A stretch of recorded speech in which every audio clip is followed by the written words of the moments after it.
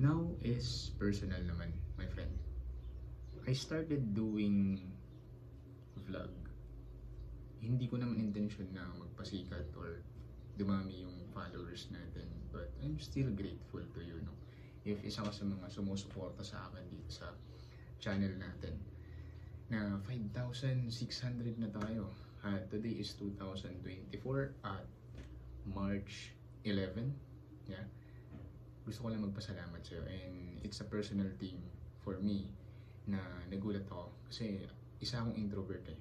Hindi ako talaga ganito ko confident na nakikita mo na si Vlad magaling yan sa camera. Hindi yan naiiya.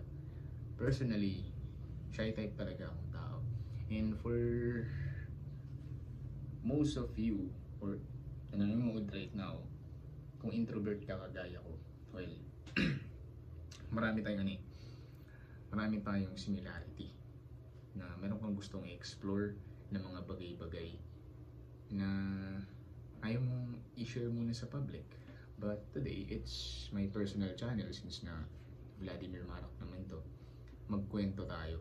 Nung mga nakaraang buwan, araw, I met a lot of new friends na yung iba dun, Chinese, at marami akong natutunan din sa kanila about yung culture nila. Hindi lang pala lahat ng mga Chinese is more on business.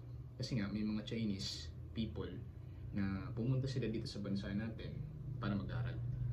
At na-inspire ako kasi if you have knowledge, magkakaroon ka ng tunay na understanding.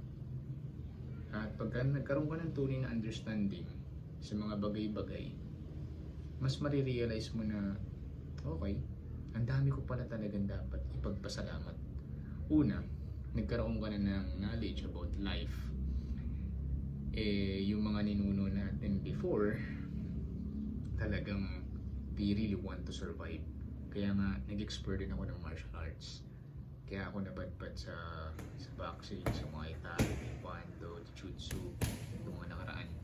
Kasi my friend, as a man, kailangan talaga natin na lumabas sa comfort zone natin at i-face yung mga fear natin. At if ikaw, lalaki ka, and at the same time introvert ka, well, our nature as a man, my friend, kinakausap kita right now, is we have the responsibility.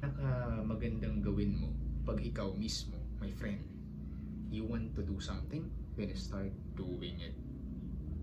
Ganun lang. I remember yung pag-upload ko din ng mga video sa TikTok is wala pa yung mga trending noong 2019, nandiyan na ako sa TikTok. And if meron ka talaga mga hobbies na gusto mong gawin, you just need to try, my friend. Try doing it. Habang bata ka pa, mag-explore ka ng mga kaalaman that is beneficial for you and at the same time para sa mga tao na kapaligid sa'yo. Ganun. Kasi hindi ibig sabihin na introvert ka or mahihain ka, hindi mo kayang aralin yung mga bagay-bagay na ginagawa ng mga expert na sa kanilang field. Kasi lahat ng mga expert is once a beginner. And syempre, lahat ng mga beginner, naging expert na rin sila at gumaling na rin sila sa kanilang chosen field. At ganun ka din, my friend.